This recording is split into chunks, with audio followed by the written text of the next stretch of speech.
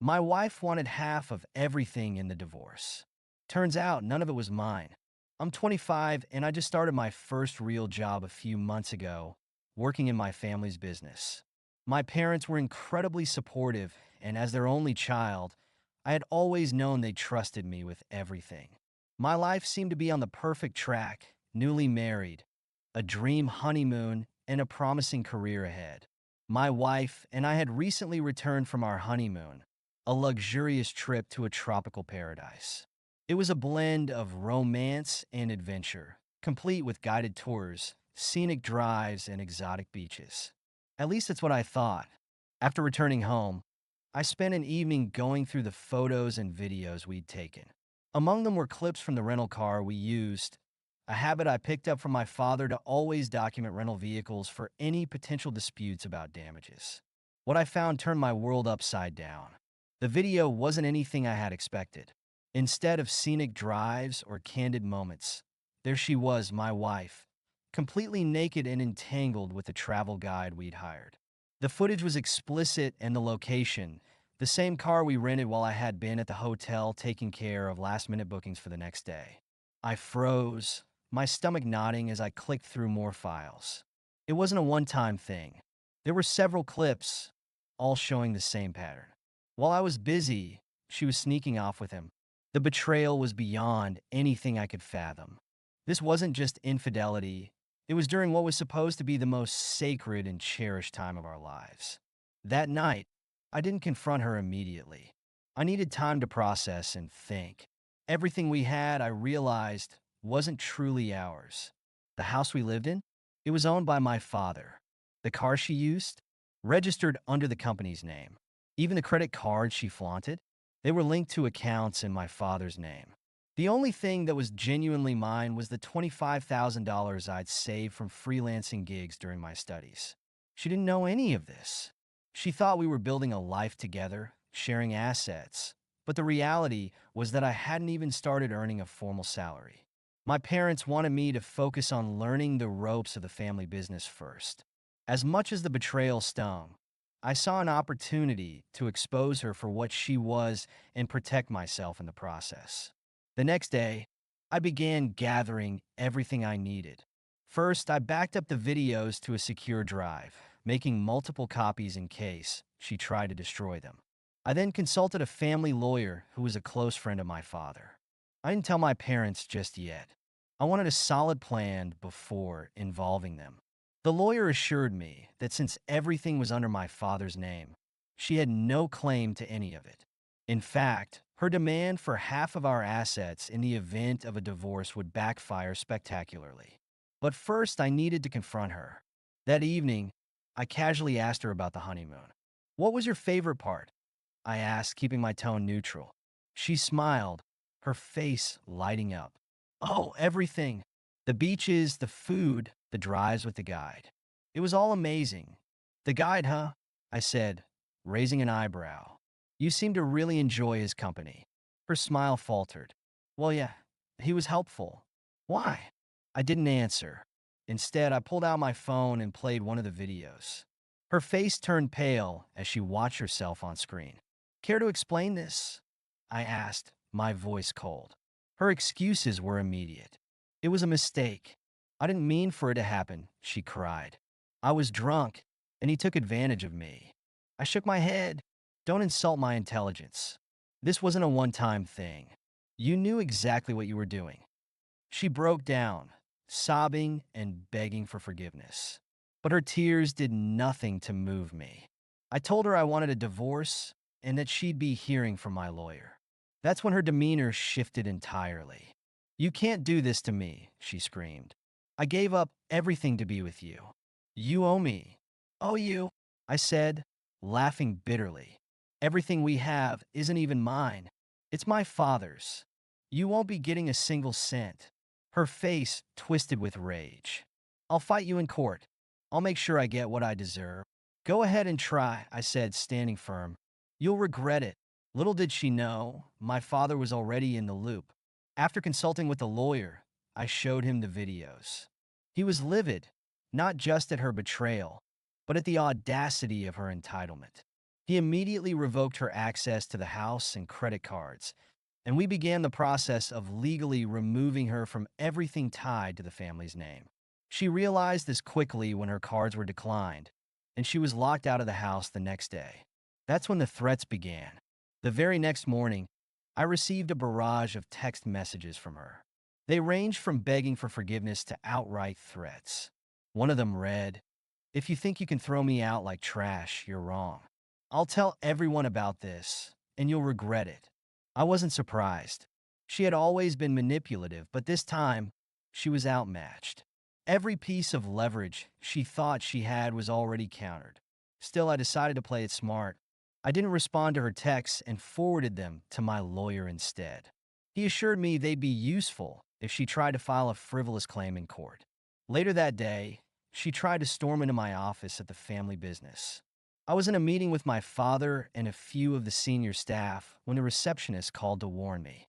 "She's here, and she's causing a scene," the receptionist whispered. I stepped outside to see her yelling, demanding to speak to me. "You think you can lock me out of my house?" she screamed. "You don't get to make decisions without me." Calmly, I replied, "It's not your house. It's not even my house. Everything you're fighting for doesn't belong to either of us." Her face turned red. "You're lying. I'm your wife. I'm entitled to half.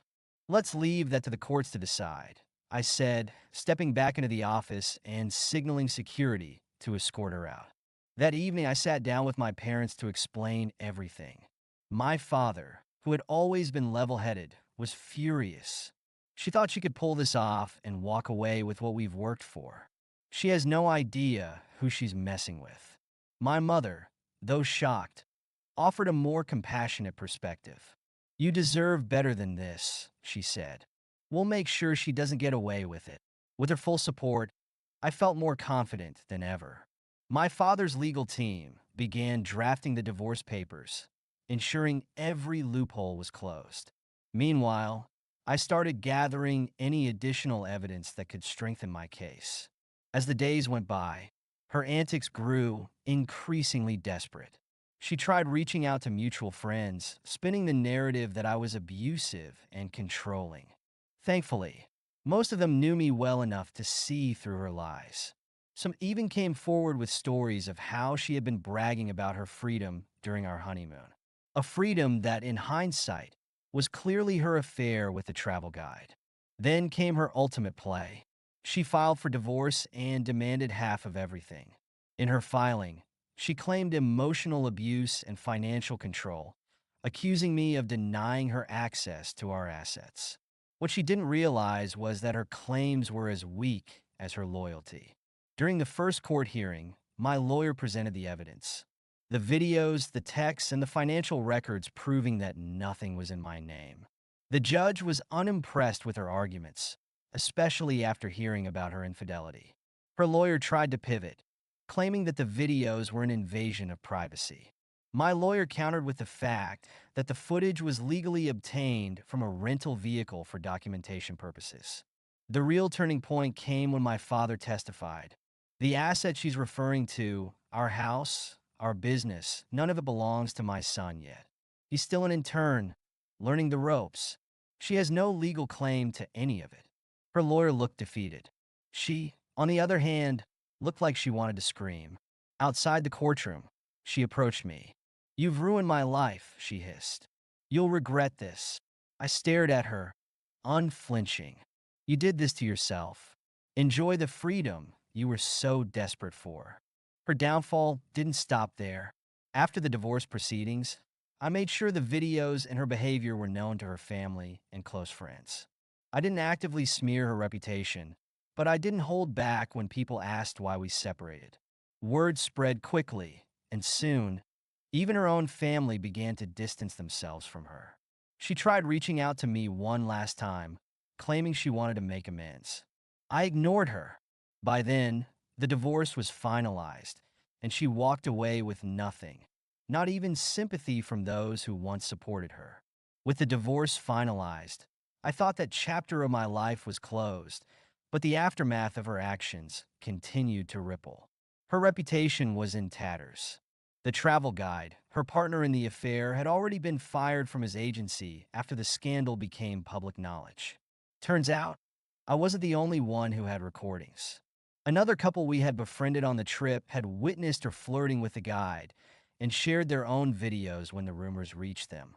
The agency, fearing liability, terminated him immediately. She was left with no allies. Her family, once staunchly on her side, turned cold after realizing the extent of her deceit. Her parents even called me to apologize, admitting they had been misled by her fabricated stories about me. Had we known sooner, we wouldn't have supported her actions, her father said during the call. While I appreciated the sentiment, I made it clear that their apologies didn't change the damage done. As for me, life began returning to normal. My parents, ever supportive, encouraged me to focus on my career.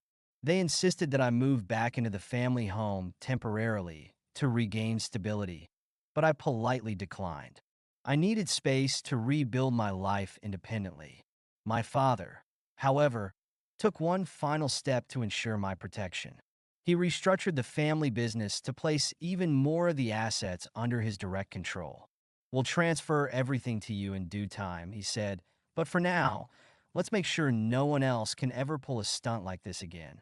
Months later, she made one last attempt to worm her way back into my life. She showed up unannounced at the office, looking disheveled and desperate. "I've lost everything," she said, tears streaming down her face. "I don't know where else to go." I didn't even let her finish. "You made your choices," I said, stepping past her. Live with them, security escorted her out, and that was the last time I saw her. Now, a year later, I can finally say I've moved on. I'm thriving in the family business, having earned my first official promotion. The lessons I learned from this ordeal have made me stronger and more discerning in my relationships. Trust is something I no longer take for granted.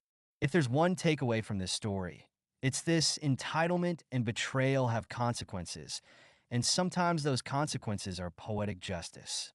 Thank you so much for listening to my story. If you have any thoughts, I'd love to hear them, so please leave a comment. Don't forget to like and subscribe if you want more stories like this one.